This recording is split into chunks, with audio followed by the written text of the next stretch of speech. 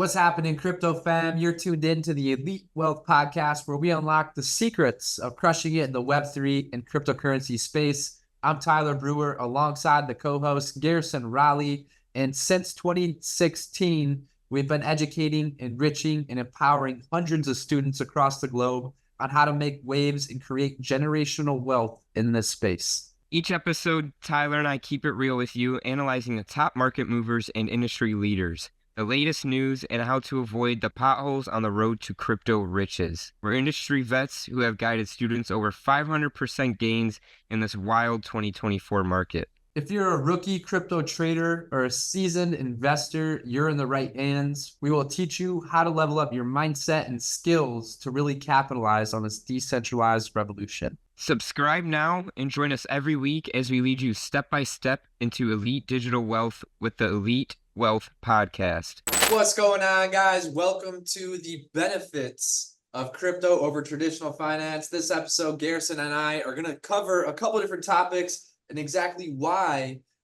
crypto is a little bit better than traditional finance, at least in our opinion. Behind our research, we haven't at least found anything that says otherwise. What's up, Garrison, bro? How's it going, man? It's going good. Nothing much going on over here right now, but yeah, like you said, I agree. I do think crypto is a little bit better than traditional finance. So everybody be ready for some information, make your own opinion, and drop any comments below if you have any questions. But awesome, bro. Well, let's jump right into it, bro. Why do you believe decentralization is a benefit? so cryptocurrencies operate on decentralized networks, and they eliminate the need for intermediaries like the banks or governments. So it can reduce costs, increase transparency, and it can provide greater financial inclusion for unbanked individuals. So I think it's a big benefit. Like there's a lot of reasons in there. It's hard to bank everybody in the whole population, in the whole world. So I don't know what the exact world population is, but it's a lot of people, and it's inaccessible to probably more than half the people in the world. So, Yeah, bro, there's definitely there's a large percent of the population that's currently unbanked. When you think about it too, like really all you need is some internet, some power, and yeah, then you can connect. But it's crazy, bro, because a lot of these people don't have access to this traditional banking, is what, most of the world runs on. And when you break it down and you really look, right, because we've done a deep dive on what money is, but when you look at what these institutions are, that's where it starts to get interesting, bro. But, when you look at the traditional finance, at least some people say, bro, who do I call when I have an issue with crypto? Because when I call the bank, someone at least I can talk to. And my answer to them, bro, is there's nobody at the bank of blockchain to steal your money, because that's what these institutions do. When you deep dive and you look at it, that's what these institutions are doing. Right? yeah, Garrison and I were just talking about interest rates. You'll get a credit card interest rates. They're just they're bending you over, and they're not being nice, to say it. When you look at the benefits of decentralization, we're going to go into a lot more of them. Like you said, there's a ton of them. It's hard to just hit it on surface level, yeah. but let's break it down and look what makes traditional finance bad, right? You have the lack of access to the financial institution. Garrison, what happens on a weekend, bro? If you Can't want to do call anything. the bank. Oh, you can't? What if Or you need to send money? What if you need to send your money, a lot of your money, to somewhere else? they're only open on business days, so holidays when you maybe when you forgot, to get your friend a birthday, or let's say Christmas. Maybe you forgot to get someone a Christmas present and you want to wire them some money. Well, it's not going to get there till the next business day. So, Yeah, better or not 3 to 5. procrastinate. It's going to take 3 to 5 business days actually. So, Yeah. but And what's crazy, bro, is that money might even initially transfer too, but it actually never finalizes up to 30 days or even longer, sometimes six right. months. And it never actually finalizes. But yeah, bro, you look at back the centralization, right? Why is it bad? Well, you have to ask permission to use your own money. Is that a cool Yeah. thing to do? Like, it's your money. I feel like I'm six again, bro. Like if hey mom, I go play with Garrison next door, and like, no, you can't. Bro, it's my money. It's my time. What do you mean I can't go play? What's You know, that you're commercial? It's my money and I need it now. yeah, JG Wentworth, brother. Shout out JG Wentworth. But you know, you have to ask permission, and there's billions of people unbanked globally. So, like Yeah. again, you have the lack of access to the financial institutions. Well, then you have high fees for basic services, bro. High fees for simple things. What T- happens if you don't have enough money? They charge you more money. Well, also remember, I want to bring this up when it's when me and Tyler had started an LLC, we have to have a certain amount of money in the bank or else it'll charge you fees and like Exactly. They're like, you know, if you don't have enough money, since you don't have enough, we're just gonna charge you more money because you don't have enough yet. Like, how does that help you, right? right.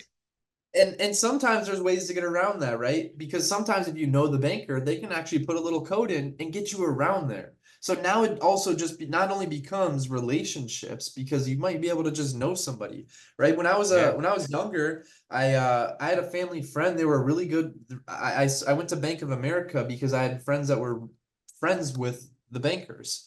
And they're like, yo, go in there, talk to this guy, he'll help you out. So I go in there and dude, he was literally like, okay, you're a student? No. Okay, well, I'm gonna put that you are because otherwise it's gonna charge you a monthly fee. This will be good for the next pretty much 4 years, and then as long as you have a direct deposit coming in this much, they won't charge you the monthly fee. So it's like, so you're telling me if I'm broke, I can't have a bank account? Yeah, it's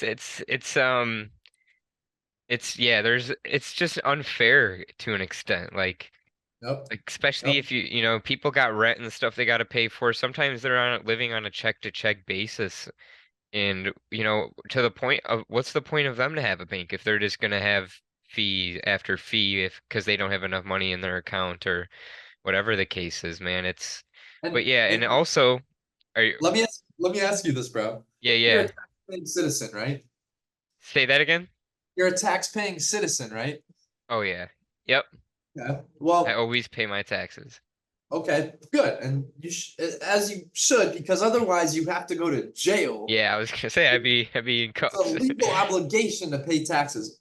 And a lot of people don't understand when you look back at the history of taxes mixed with the government, it wasn't, or not even taxes, but taxes or money in the government. It wasn't always mixed. Why are they taking some of your money to pay for other things? And then Right? charge you on what you buy and And exactly, bro. what you So live they're, in, and what you then on top of use. it, you just have to trust the people who lied to you about aliens, that they're actually doing what they said they're going to do with the money that they took from you. They took it. Yeah, the lack of transparency. Yeah, that's another good point. Like, And then what's crazy, bro, is when they take that money from you, then they go and print more money, which actually devalues the current money that you have. So not only are they taxing you, but they're devaluing whatever money you hold.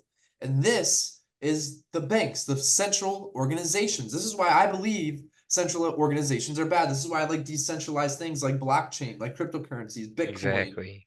And then you have other things like Garrison, you know, like risks of fraud, asset seizing, right? You don't have control of your money. You can't even get it on the weekend.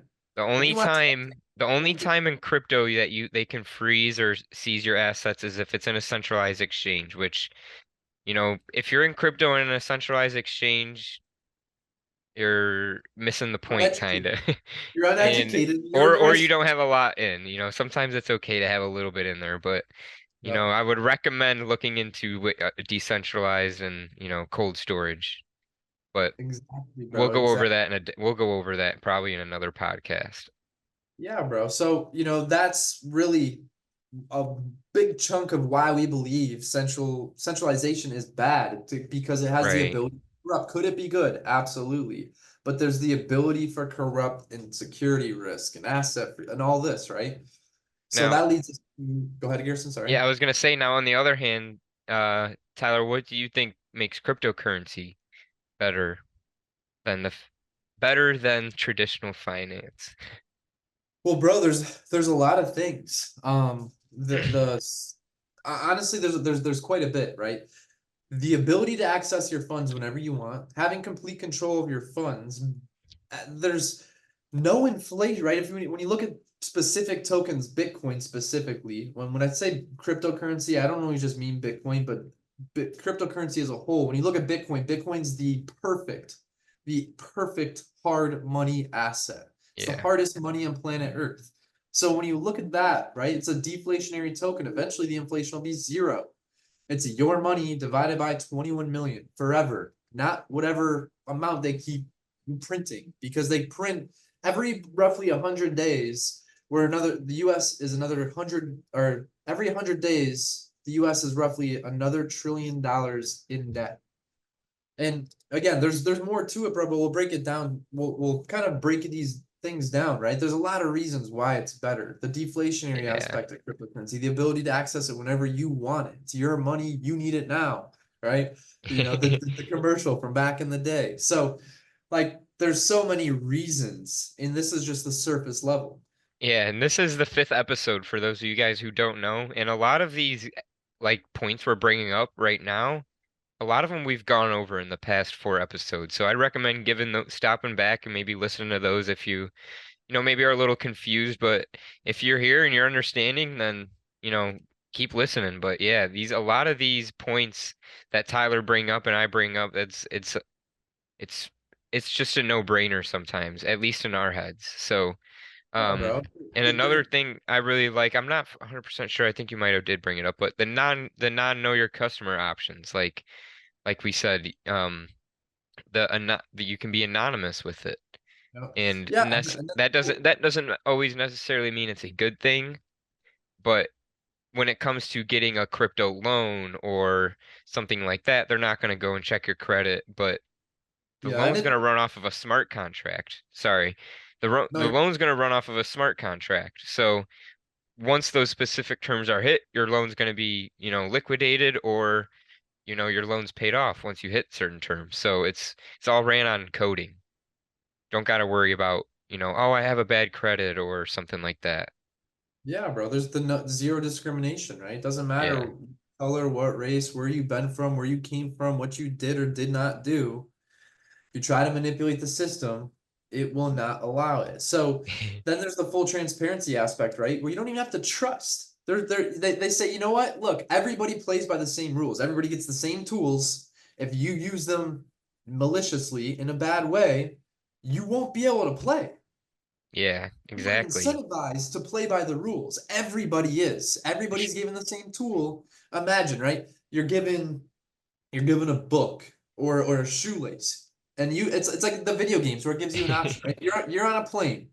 You have a shoelace. You can either A, relace your shoe, or B, try to hijack the airplane with the shoelace. What are your choices, right? If you use it the right way, there's like you don't have to get beat up, you don't have to get arrested, you don't have to go to jail, you don't have to go to prison, you don't have to try to crash an airplane. Like there's so Right. many other options if you just put the shoelace on the shoe, right? Which, So it's incentivizes people to use it the correct way, because if you try to maliciously, you'll be booted from the network. They say, no, we don't want to play with you. You don't. We don't allow you here. yeah, You're a and fake. the Bitcoin white paper kind of even goes over that itself. Like I said last episode, we went over that, and in it, it says, in at the mining part, it talks about how if it the people mining should see it's more profitable to mine the right way than try to hack the network or, do other things Exactly. maliciously. So, Exactly, because it wouldn't even be worth their time to try to hack it. They wouldn't have enough power. It wouldn't be worth enough their. But they wouldn't. It wouldn't be worth their money or anything. But that moves us to the next thing: is security. How are things like this secure? What makes yeah.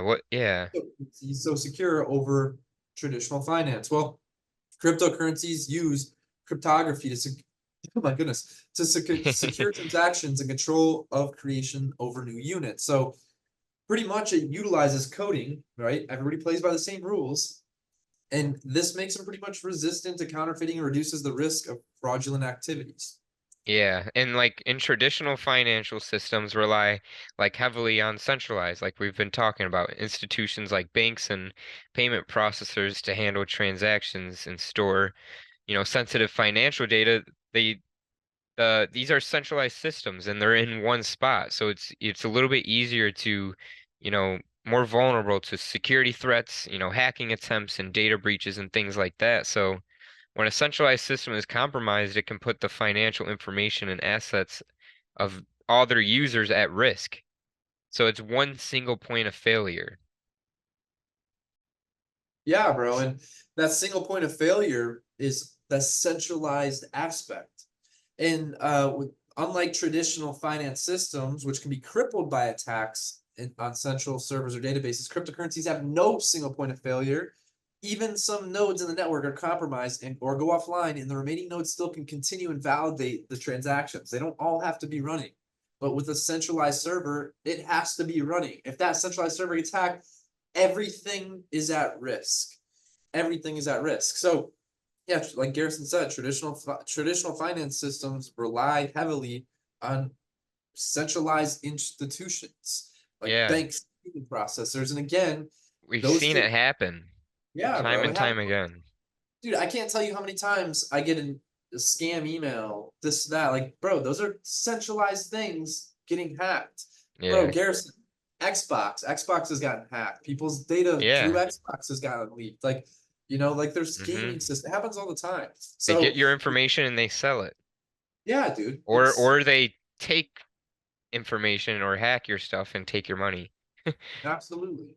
And in with like with cryptocurrency, with the security that cryptocurrency offers, transactions are secured by digital signatures and hashing algorithms. Again, you're incentivized to play by the rules. The They make it hard. They make it difficult for unauthorized parties or people to forge transactions.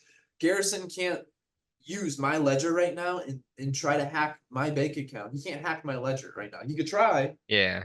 but it's But not worth his time, energy, or money to, since he's incentivized to just play by the rules. Versus he could probably, if he had enough money, he could probably hire a hacker to hack my bank information or find passwords or hack my computer, right? And then find some type of information. And again, that's where learning about security is a big thing because with cryptocurrency, you don't want to store your seed phrases. You have to learn things like this because ultimately, right? There's the pros and cons. The con is with cryptocurrency, you are the security. So if you're yeah. uneducated, guess who's cryptocurrency's at risk? If you save all your passwords on your computer and it just does it with your look at your face or just every password you have saved, you're at risk, right? Yeah. And doing that and being in this space has taught me that wow, maybe I shouldn't save all my passwords. And I've gone and deleted and taken those away. Now I almost type in every password and I remember it in my brain because we have the ability to. Human beings are the highest creation on earth. You have the ability to remember anything, but we Exactly. utilize digital technology to store data instead of in our own brains sometimes. Yeah, and like we brought up earlier how you don't we don't know what happens with our money once it's put in the bank. So in cryptocurrency or in I guess blockchain specifically, it's an immutable ledger. So all the transactions in cryptocurrency are recorded on a public distributed ledger, called the blockchain. So once a transaction is confirmed and added to the blockchain, it becomes virtually immutable, meaning it cannot be altered, deleted without rebuilding the entire blockchain from that point forward. So like like Bitcoin, we know there's only 21 million, and you can see when that Bitcoin gets moved. You can see where that's going. Or if you're part of a DAO, a decentralized autonomous organization, where your odds are you're putting in money, and it's a pool of people, and you get to help decide what goes on with the money. You're going to be able to verify that they took that money and moved it where they said they were gonna. If you put all your money in a bank, say you brought a pool of people together and you put it all in a bank and you told the bank to go do X with it, and they went and did A, B, C, D, E, F, G, and H, I, J. But there's a million things that they can do in the bank and you're not going to know. Who knows if they actually did what they said they were going to do? That's what the point of an immutable ledger is. Yeah, bro. And that's really important, especially in this day and age where you don't want to have to even worry about trust. When trust isn't a factor, it allows you to think about more progressive ideas. So, yeah, again, I think we covered this, but you got to look at the pros and cons, right? Cryptocurrencies are not immune to all risk, especially all cryptocurrencies. But again, guys, cryptocurrencies aren't immune to all risks, right? When you look at it, you are the security. So if you're uneducated and you don't take the time to educate yourself and understand the security, your money is at risk, and you have to be aware of scams and other things like that. Sometimes people fake mine and Garrison's accounts and they message people that know us and trust us, and they automatically sometimes trust those people. So you got to understand, look, unless you know for sure and you are aware of what you're doing, don't do, like, I'm Just never gonna double ask. verify everything. Double check Oh, everything. It does not hurt. always, right? So, but yeah, no, there's a lot of, things that we just went over that's better than traditional finance. And, another one I have, or that, that we both are aware of, is lower transaction fees. The transaction fees are so much lower. Cryptocurrency transactions generally have way lower fees, and I'll even show you here after, right here. I want to see if Tyler wants to say anything about low transaction fees. Well, they're lower and they're faster, bro. Like we were Yeah, saying, faster as well. yeah, traditional finance, they don't settle instantly. With cryptocurrency, they do. Sometimes and that's where double spending occurs, right? And we covered Yeah, double spending in the previous video, but double spending is a huge problem. So not only they're faster, but they're also lower fees. If you send $100, if Garrison and I send $100 back and forth to each other right now, in about 40 transactions, we'll lose all of the money. yeah, that's crazy. Roughly 40 transactions, we will lose all of the money due to fees, right? And then on top of it, they're faster. If I want to send money right now to Garrison, if I want to wire him 10K, I can do it now. If I want to wire him 10K through my bank, the Gonna bank's take not three to open. five business days. And then 3 to 5 business days. Tomorrow's Monday, but then we have 3 to 5 business. He'd be lucky if he gets it before the weekend. Yeah. And so I went over this. I actually asked AI to do this for me. So I asked it how much would it cost to send $100,000 in cash from the US to China? And China was the first thing I thought of. All the fees are kind of around similar, so this is going to be like an average cost, I guess. So, they're going to have the wire transfer fees. You're going to have the outgoing wire transfer fee from US Bank, which is it's anywhere from 25 to $50. The incoming wire fee charged by the Chinese bank is going to be anywhere from 15 to $35. And you're going to have your exchange rate markups, which banks typically mark up exchange rates by 1 to 3% above the mid-market rate when transferring money across borders. Well, yeah, bro. And you think about it too. Like we said, majority of people are unbanked. So think about it. You get a check. You don't have a bank. You go to a currency exchange to just cash this check, or any bank in general. They charge you a fee, and the fee, like Garrison said, the outgoing wire transfer fee, that 25 to $50, is probably on a certain amount of money. Because if you go to Yeah, cash a check, they charge you a percent of the amount. If it was a 10K check, it's not going to be the same amount as it is if it's a $2,000, $100 check. They're gonna charge yeah. you way more. All these numbers are based off of 100K. So yeah, like Tyler said, these numbers are, it's a percent, but the numbers I'm giving here are based off of 100K. Just remember to keep that in mind. And then correspondent bank fees you also have, which additional fees from 10 to $50 charged by intermediary correspondent banks. And then the delivery timeline, like we just talked about, can take 3 to 5 business days to be received in China after initiating from US. And it's probably easier to get it to China from here. So imagine if you're trying to send it to, you know, there's hundreds of countries out there. So pick one, and that Trying one to that send it to people Russia right now, bro. Do you think they would let you? And that's probably that's not. another thing Yeah. too. So like imagine you have family in Russia, right, or Ukraine, places that are fighting wars, or these anywhere right now. There's so much chaos going on in the world. Imagine you want to send money to somebody there. And and what if they don't have access to a bank? How do you send them money? Yeah. So in total, for $100,000 cash transfer, you could be paying around, for the outgoing wire fee $50, incoming wire fee $35, the exchange rate markup of 2%, which is 2,000 on 100K, and correspondent bank fees is $30 in this case. In total, approximately $15 to send 100K from here And to China. and that exchange rate is really what kills you. And this is where Yeah. comparing fiat currencies to Chuck E. Cheese token is such a good example. You can't go into Chuck E. Cheese and put dollars into the Chuck E. Cheese token machine. It only accepts Chuck E. Cheese tokens. You can't go in Yeah. there with yen and put the yen inside the Chuck E. Cheese machine. It will not take your yen, your pound, the Australian dollar, the Canadian dollar. It's not going to take your pesos. It's not going to take any of these monies. You need the US Chuck E. Cheese token to spend in the US country. The Yeah, same and thing with other countries. You need the Chinese, you need their Chuck E. Cheese token in order to spend it there. And guess what? They're going to charge you a fee in order to do it. Imagine if we had a money, and money is just a medium of exchange. Imagine you have money that is accepted everywhere. You don't have to exchange it for their Chuck E. Cheese token because we have everybody's Chuck E. Cheese token, Bitcoin. yeah. No, and it just makes the things a lot easier. And again, that even brings us back to the accessibility. Like, granted, 2%'s not going to be a lot if you're trying to move $30 to, yen. But now if you're trying to move there from a different country and take your wealth, imagine you're bringing $1 million over and you get charged 2%. How Oh, much is it then? yeah, So, difference.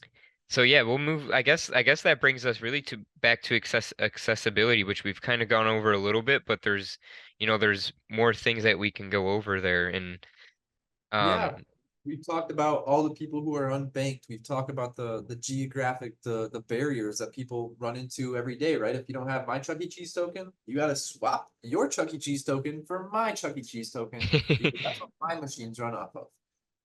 yeah, And then, go ahead, sorry. you're good. We talked about high cost maintaining a bank account, like the fees if you don't have enough money in there or whatever the case is. There's financial literacy, a lack of education around financial concepts and banking processes. Yeah, bro. It creates barriers to adoption to like we said, it's if you're poor or in an area where there's not banks or something, it's going to be hard for you to access. Bro, we're both pretty young, in our schooling system, and everything's been upgraded and implemented, and they've progressed so far with a lot of things. But then you look at our schooling system, which hasn't been changed for years and And years. money. Right. And why have they not taught us about money? Yeah, they They have never taught us anything about it. You could take right. maybe, I guess maybe you could do intro to business, but I didn't do that. I don't know what they taught in there, so I can't say. Traditional centralized schooling system, they don't teach you that. Yeah, I no, didn't nothing not about my school. money. They'll teach you We how to write a check. but do you remember? No, not really. You know how to send a But they'll letter. teach you how to spend your money, Do you but right. not save your money. And then that comes into like all these different concepts, like you said, financial literacy, right? The lack of education leads to you just listening to figures of authority, the centralized banking system. You just listen to them automatically because you don't know. Nobody taught you.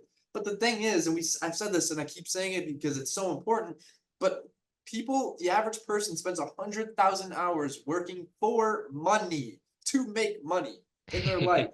And they don't even invest 100 hours of their time to learn how to store, multiply, just retain wealth, because when you look at traditional finance in fiat currency, you need about 6 to 7% a year just to retain wealth. You need to make that ROI on whatever cash value you're holding, US dollar value you're holding, just to retain your wealth.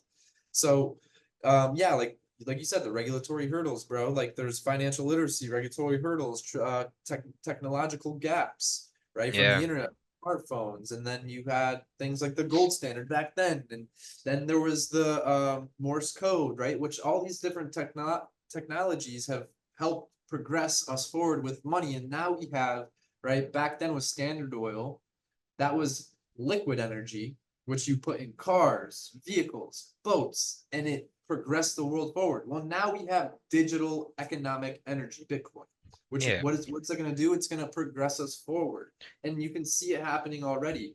I just feel like, bro, people are so much more aware of what they're eating. People pay attention to it. Like you go on TikTok, people are pointing out this isn't Celsius, or this isn't this energy drink. Don't be this, don't be drinking this, don't eat the seed oils, and this. People are becoming more aware about this money. They're becoming more in depth, and it's becoming more specialized because the market's growing. The bigger a market becomes, the more specialized and in depth it can actually become. And that's what you're seeing too, because not only are we printing money, which is deflating it, but the thing is the person who decides to turn the money printers on in their country and spend that money on Bitcoin is going to win because they're going to have the most economic energy in the world. Imagine having all the liquid energy. What happens? They come to you. Garrison, if I Yeah. have all the energy and you need some energy, what's going to happen? You have to come to me, Well, think right? about it. We have the most, I guess you can say we have the most power, the US does. So everybody uses US dollar. So when you buy oil, you have to get US dollar. We're kind of in that spot right now. And, we've been there for quite a while and people are starting to want to get away from that. So like Tyler said, when people make that switch and you have the most Bitcoin, you'd probably be in a pretty good, probably be in a good situation.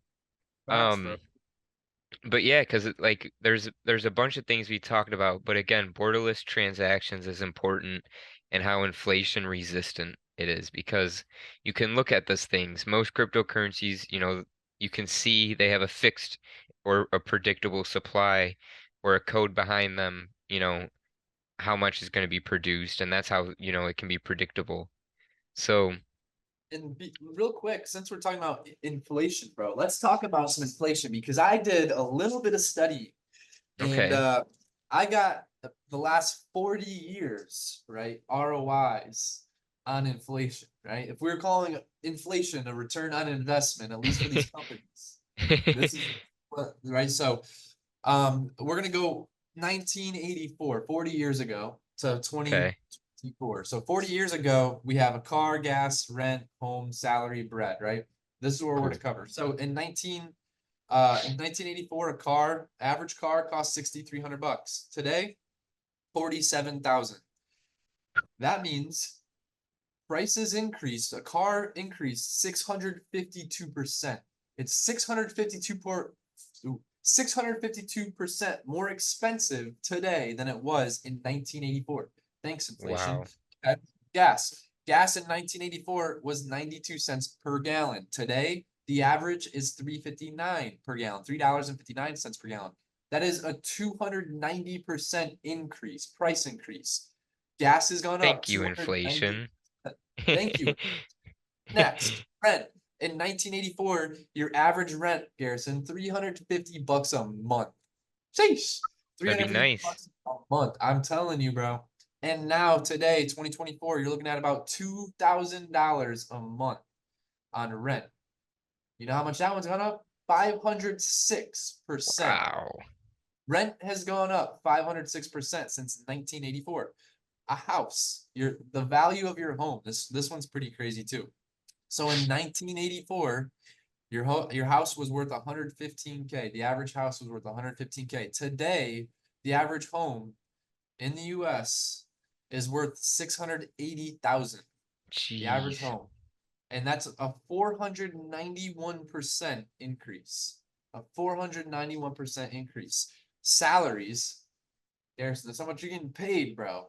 So much Right. you're getting paid. This should be a good one. This should be big, right? This should be bigger than the Yeah, rest. it should, yeah, right? It's 600%, I think, is the highest I've heard so far. Right, dude, this is probably 2,000%, right? Okay, let's check. Check. Salaries. In 1984, your average salary was about 30,000 a year. It's actually technically 29. I'm rounding up. Okay. In 2024, it's 58,000 a year, meaning Jeez. it's gone up exactly 100%. You're like, Barely yes. 100%. That's Barely. what's paid. That's not how much the price increase. That's how much you're getting paid. You've only gone up on. So it's insane. The average salary per year today is $58,000. So if you've been at a job for 40 years, odds are you've probably are, making close to 100% more than you were now. Were back then. Facts, bro. The cost of capital and inflation has gone up 3 times the amount more than your actual salary. So That's thanks, inflation. crazy. Thanks, Bread. In inflation. case you were hungry, just in case you were hungry here, okay? A loaf of bread, 1984, 66 cents per loaf. Today, you're looking at $2.54 per loaf, which isn't a lot, but that's still a 284% increase on food, specifically bread. Wow. Look at increases in the last 3 years.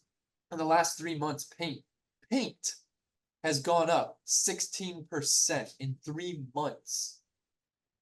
Paint. Wow. Since 2020, right? We've printed more money than almost all other time periods. Since 2020 till now, we printed more money than we have since before 2020 entirely.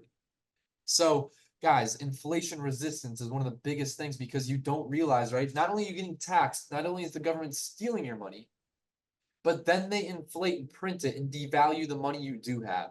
So it increases the amount they're stealing from you tenfold. So, Garrison, do you have anything else to say here before we hop off? Yeah, I got just really quick. Yeah, so here's like a few things you can do, like potential applications. I'm just gonna go over this really quick. Like these are all pretty self-explanatory. So like healthcare records could be easily kept track of on blockchain. Supply chain management could easily be kept on blockchain. Finance and banking, obviously, like we covered. Real estate and property records, easily. Imagine you get your house fixed. Imagine you just have to get a new roof and you go to sell your house and the person can see that you just got, oh, it's like, oh, you really did get your roof fixed 5 days ago. Maybe I can, work with that, and maybe the cost of this house does make sense now.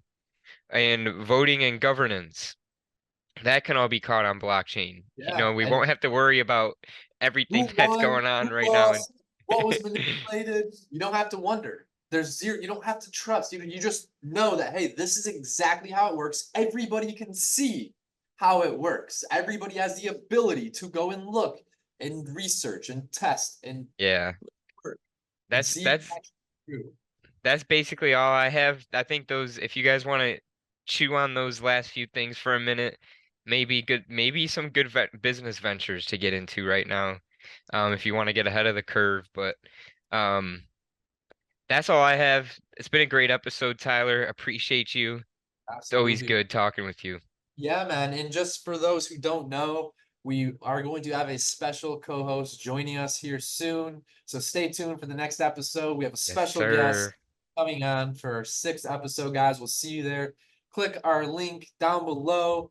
Join the Discord. That way you can stay educated and up to date on what's going on with money and within our Discord. See you guys next time. Peace. See you guys.